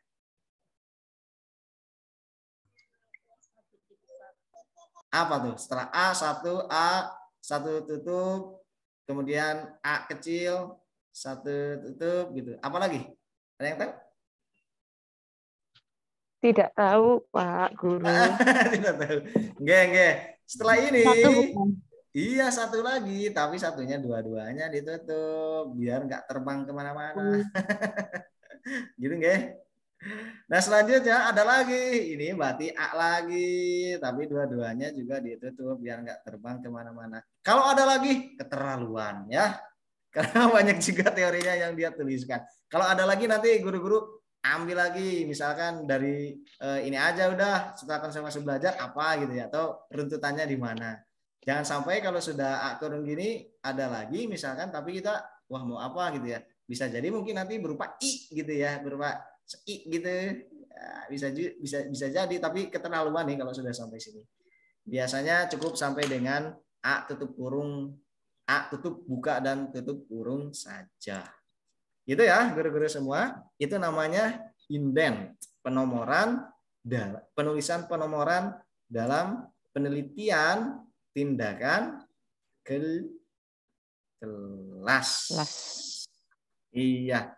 Baik, terakhir sebentar saya berusaha screen ya. Baik, terakhir nih kayaknya nih, sebelum kita tanya jawab, mari setelah ini kita discuss ya guru-guru, barangkali ada yang mau ditanyakan boleh. Oke, setelah guru-guru memahami bagaimana rambu-rambu penelitian tindakan kelas, maka selanjutnya apa? Selanjutnya terima kasih sudah selesai ternyata. Iya ya. Karena tadi matematikanya sudah saya kasih di awal ya, saya nggak tuliskan pada bagian akhir. Iya, ternyata udah selesai guru ya. Setelah guru menuliskan bab 3, kemudian ada apa aja di bab 3, kemudian model-model penelitian tindakan kelasnya guru udah dapatkan, dan terakhir ada rambu-rambu pembuatan penelitian tindakan kelas, itu udah selesai gitu membahas kaitannya dengan secara keseluruhan bab 3 lah ya, penelitian tindakan kelas. Monggo guru-guru kita discuss. Kalau ada yang mau didiskusikan, dimulai dari bab 1 juga boleh. Bab 1, bab 2, bab 3. Saya batasi sampai bab 3 ya. Kalau bab 4 pekan depan mungkin kalau kita masih ada usia insya Allah. Monggo kalau ada yang mau langsung discuss, silakan. Pak Rondi. Oh iya, siapa? Ada yang mau diskusikan guru-guru, silakan. Saya sudah paham semua kan? Saya coba saya tanya. Oke. Enggak, silakan. Guru Fauzia lagi ya dari Brebes ya. Iya. Tadi di bab 3 itu yang teknik pengumpulan data itu kan dibutuhkan guru kolaborator ya. Pak Guru Rifki ya. 2 orang ya atau minimal 1? Minimal 1. Ya, itu nanti ada apakah ada patokan data yang harus beliau isi dan disertakan begitu? Ya. Misal cara mengajar saya begitu. Ya, itu kan tadi belum disinggung ya. Jadi poin-poin apa yang harus beliau perhatikan untuk menilai PTK saya begitu misal. Ya. Ya, terima kasih Guru Fauzia. Pertanyaan yang bagus ya, Guru. Tadi karena saya belum singgung. Biasanya saat kita melakukan proses tindakan, kan artinya kalau kita mengajar itu kita sedang melakukan acting gitu ya. Kita sedang melakukan act pada proses tindakan tadi kan. Atau do. Kalau dalam lesson study itu ada yang namanya do kayak gitu. Act, do, sama reflect ya kalau nggak salah. Nah, saat guru mengajar, otomatis kan dia saat melakukan proses acting tadi kayak gitu. Nah, itu harus ada guru kolaborator tuh yang menjadi guru yang melakukan proses observasi terhadap pelaksanaan kegiatan pembelajaran kita. Makanya guru pada saat kita melakukan planning, karena kan di awal sebelum penelitian tindakan kelas siklus 1 dilakukan, setelah kita mendapatkan data nih, nah misalkan guru Fauzia di kelasnya, setelah guru Fauzia mengidentifikasi permasalahan yang terjadi di kelasnya, guru Fauzia itu melihat bahwa oh ini masalah yang paling urgent yang harus saya lakukan secepatnya, maksudnya yang harus saya pecahkan secepatnya agar kegiatan pembelajaran saya di kelas ini menjadi lebih baik. Ya, biasanya kalau guru-guru SD tingkat anak-anak kelas 3 ke bawah itu pasti yang menjadi masalah itu minat baca kayak gitu ya, kemampuan baca siswa, kemampuan berhitung biasa kayak gitu. Nah, mungkin kalau udah SMP SMA nanti diidentifikasi apa yang paling bisa secepatnya kita harus lakukan agar proses pembelajaran kita menjadi lebih baik. Nah, itu guru Fauzia, kita melakukan proses identifikasi, kemudian melakukan proses pembatasan masalah dan rumusan masalah. Nah, yang baik itu adalah kita juga mengkonsultasikan dengan calon guru kolaborator kita. Nah, saat kita sudah mengkonsultasikan dengan guru kolaborator, nih sepertinya masalah yang terjadi di kelas kita ini yang mau secepatnya saya jadikan sebagai bagian pemecahan pembuatan penelitian tindakan kelas adalah masalah misalkan tadi hasil belajar pelajaran IPA misalkan atau hasil belajar pelajaran IPS atau apalah ya. Nah, itu karena ternyata hampir setiap siswa lebih dari 85% klasikal nilainya itu rendah terus gitu, apalagi saat membahas tema apa. Kalau di IPA kan apa banyak ya, misalkan pada bagian kimia tuh ada stoikiometri, biasanya stoikiometri agak anak-anak SMA program IPA terkadang suka agak kewalahan tuh. Nah, kita bisa tuh jadikan sebagai bahan PTK. Ini nih, stoikiometri pada pembelajaran kimia yang mau kita angkat PTK dari Fauzia. Nah, setelah kita udah tahu, selanjutnya tadi kita membuat 2 hal ya. Pertama, membuat dulu instrumen penelitian tindakan kelasnya, karena instrumen ini berarti berhubungan dengan apa? berhubungan dengan soal-soal yang akan kita bagikan ke siswa kita dan juga lembaran yang akan kita bagikan ke guru kolaborator. Nah, ini yang menjadi pertanyaan guru Fauzia. Nah, itu apakah ada patokannya? Jawabannya tidak ada patokannya. Kayak gitu. Jenis dari lembar observasinya seperti apa? Yang jelas, lembar observasinya itu harus bisa mengukur. Pertama, afeksi siswa dalam pembelajaran. Afeksi itu apa, Guru? Sikap siswa dalam pembelajaran, dan juga kedua keterampilan siswa. Kalau knowledge nanti diukurnya sama pretest atau post-test kayak gitu. Jadi guru buat kayak lembar observasi yang isinya melihat bagaimana proses pembelajaran berlangsung. Misalkan saya mau membuat checklist, iya atau tidak. Yang pertama, setiap siswa memperhatikan guru mengajar, iya atau tidak, checklist atau tidak, gitu guru Fauzia. Yang lebih bagus bahkan setiap siswa guru tuliskan tuh di sana, si A, si B, si C, si D memperhatikan atau tidak. Kemudian ada juga poin, misalkan poin apa, keaktifan siswa belajar kayak gitu. Bertanya berarti mengungkapkan pendapat, nanti di checklist juga sama guru kolaboratornya, gitu loh guru Fauzia. Jadi yang diharapkan di sini itu guru kolaborator tadi kalau fokusnya kepada siswa berarti dia melihat bagaimana afeksi siswa saat proses pembelajaran. Tapi kalau ada dua guru kolaborator berarti yang satu siswa, yang satu guru mengajar. Kalau guru mengajar kita harus berikan sintaks namanya. Sintaks itu apa? Step by step guru melakukan proses pembelajaran. Kan pada perencanaan tadi kita membuat RPP tuh dibarengi sama guru kolaborator. Nah, mungkin saat kita melakukan aksi pada melakukan tadi di kelas, saat do-nya tadi di kelas saat kita mengajar, ternyata ada bagian yang tidak dilakukan oleh guru peneliti. Nah, guru kolaborator itu fungsinya selain menceklis, mengobservasi apa yang terjadi di kelas, juga nanti ngasih berupa catatan singkat biasanya. Oh, ini loh yang kurang. Misalkan guru terlalu cepat dalam mengajar, guru terlalu santai dalam mengajar, guru tidak memberikan poin-poin yang jelas saat mengajar, dan lain-lain gitu loh. Guru Fauzia fungsinya guru kolaborator. Jadi intinya lembar observasinya sangat bisa menyesuaikan antara kebutuhan guru Fauzia mengajar dengan tadi hasil diskusi dengan guru kolaborator. Gitu ya? Guru Fauzia? Ya, baik.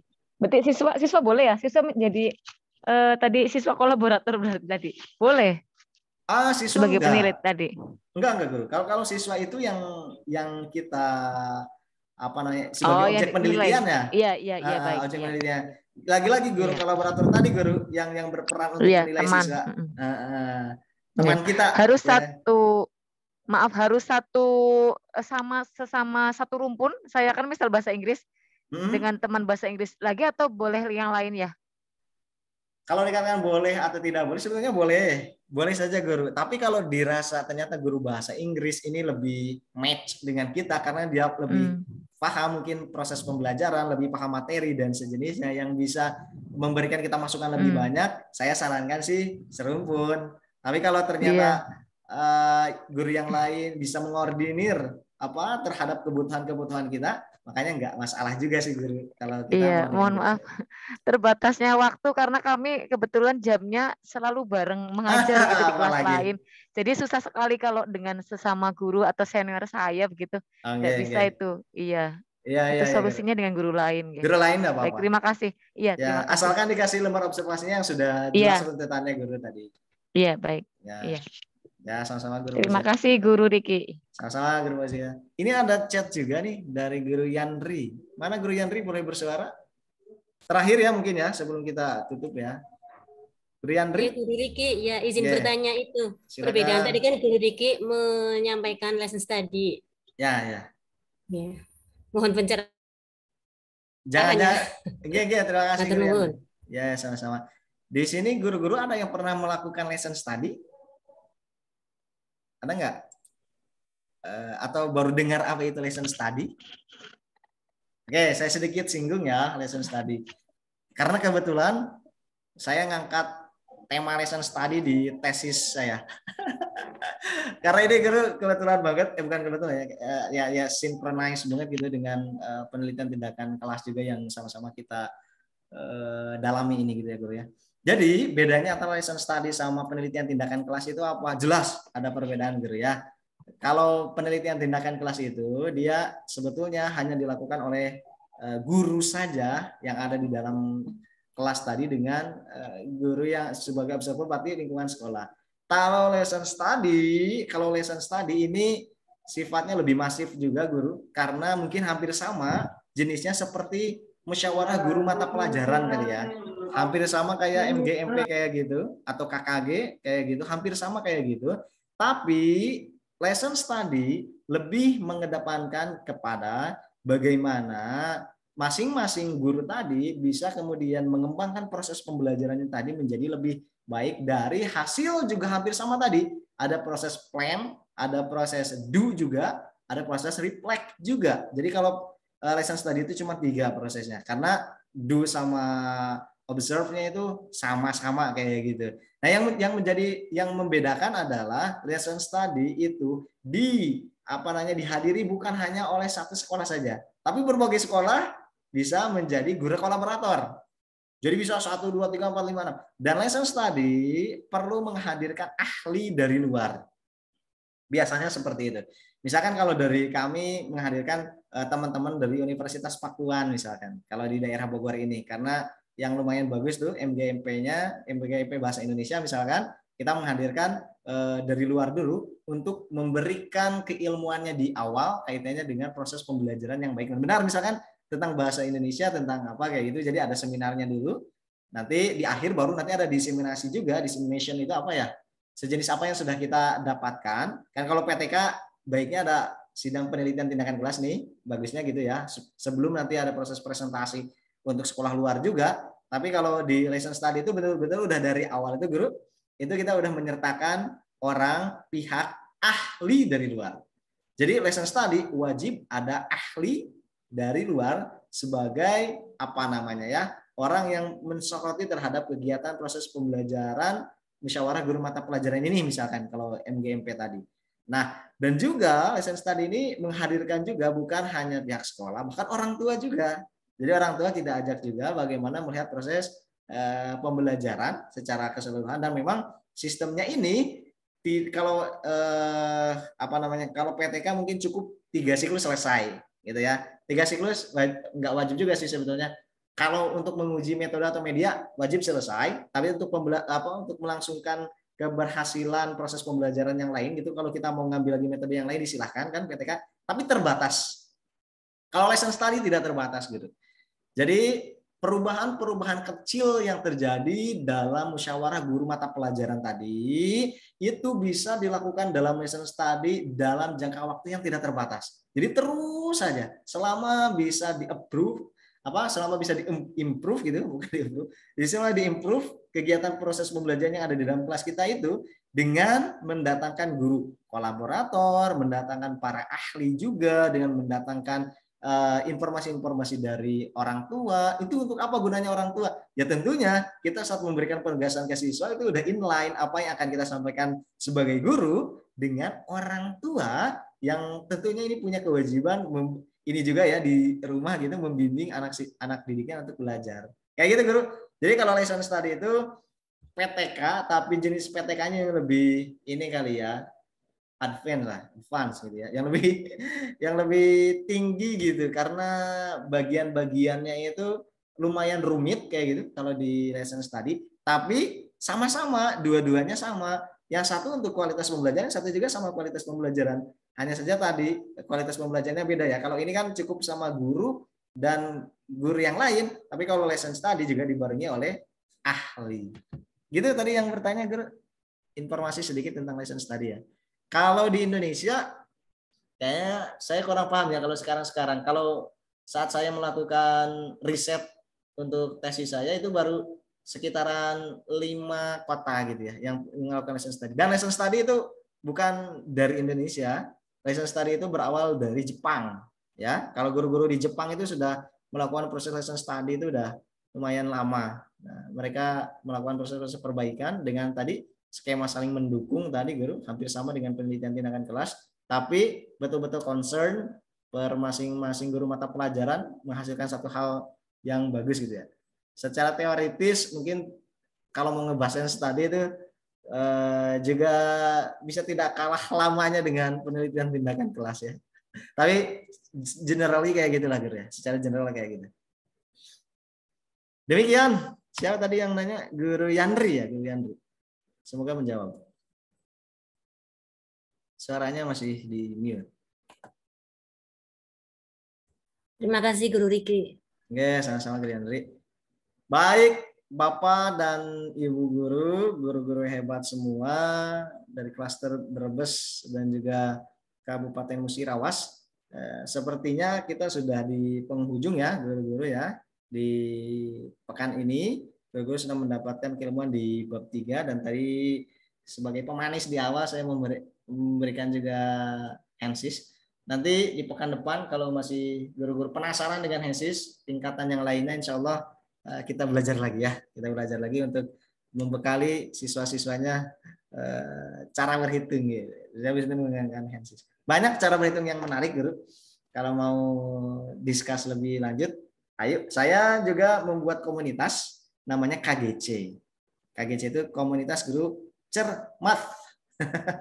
Matematika itu matematik ya. Komunitas guru cerdas matematik. Saya singkat menjadi komunitas guru cerdas matematika. Jadi ada singkatan dalam singkatan. Itu lumayan sudah berjalan lama dari tahun 2016-2017 gitu ya. Kita memang concern untuk apa ya, yang namanya matematik ya pembelajarannya kematematikaan semua, menggali hal-hal yang berbau tentang kematematikaan. Hanya saja setelah waktu lalu saya sempat ke Sulawesi Tengah berbagi dengan guru-guru di Sulawesi Tengah, kemudian ke kemana lagi ya, ke Kalimantan Selatan, Kalimantan Barat, ke Pandeglang, di Depok, di Bogor, di Jakarta Selatan. Jadinya nggak terlalu terkonsentrasi lagi nih guru nih kegiatan-kegiatan di KGC. Jadinya gurunya jalan-jalan sendiri aja. Jadi saya nggak mewadahi secara formal. Kalau biasanya setiap hari bahkan setiap pekan kita ada semacam kuliah online kayak gini gitu ya, saling berbagi. Bahkan kalau dulu Zoom kan tidak ada tuh 2016-an, masih belum booming. Saya nggak tahu ya Zoom mulai adanya kapan. Kita masih menggunakan WhatsApp guru. Masih menggunakan WhatsApp. Jadi kuliahnya kuliah WhatsApp 2017-an kayak gitu. Tapi alhamdulillah antusiasmenya bagus ya guru-guru untuk belajar matematik waktu sempat kita. Itu sih kenapa jadi ke KGC ya. Jadi guru-guru kalau sedikit informasi saja, maksudnya kalau mau kita saling sharing bagus. Saya sangat terbuka guru-guru kalau kita mau banyak belajar, mau sama-sama saling sharing ilmunya. Untuk materinya sekali lagi guru-guru nanti mohon ada yang WhatsApp saya ya, di WhatsApp saja kan guru-guru udah punya nomor saya juga di 0823 1016 5343. Saya tuliskan lagi untuk bisa mendapatkan materi, nanti di share saja di grupnya kalau ada grup kan 10 16 5343 supaya guru-guru dapat materinya. Nanti saya share materi bab 1 sampai dengan bab ini, bab 3 gitu ya. Baik. Guru-guru semua itu saja mungkin yang bisa saya sampaikan di kesempatan hari ini. Semoga menjadi ilmu yang bermanfaat buat kita semua. Mohon maaf apabila dalam penyampaian saya masih banyak keterbatasan ini itu. Ini itu. Semoga di lain kesempatan bisa lebih baik dan kalau ada kesempatan bisa bertatap muka lebih bagus ya. Sehingga interaksinya juga lebih kelihatan. Ini kalau kayak gini kan Guru Evi yang mana gitu karena di videonya gak dinyalain, Guru Erliana yang mana, Guru Nanda yang mana, sayang sekali gitu. Mungkin karena keterbatasan jaringan dan lain-lain agak kesulitan kita untuk banyak berinteraksi. Tapi tidak apa-apa guru, semoga tidak mengurangi hasanah kita untuk bisa mendapatkan keilmuan di kesempatan ini. Baik guru-guru, itu saja mungkin yang bisa saya sampaikan, kurang lebihnya mohon maaf. Saya Guru Riki undur pamit. Saya akhiri dengan ucapan baca doa dulu mungkin. Kita baca doa dulu, baca hamdalah bersama-sama. Alhamdulillahirabbil alamin, disempurnakan dengan doa kifaratul majelis. Subhanallah wa bihamdihi, subhanakallahumma wa bihamdika, asyhadu an la ilaha illa anta, astaghfiruka wa atubu ilaik. Terima kasih guru-guru semua. Guru Riki pamit. Assalamualaikum warahmatullahi wabarakatuh. Waalaikumsalam warahmatullahi wabarakatuh. Waalaikumsalam warahmatullahi wabarakatuh.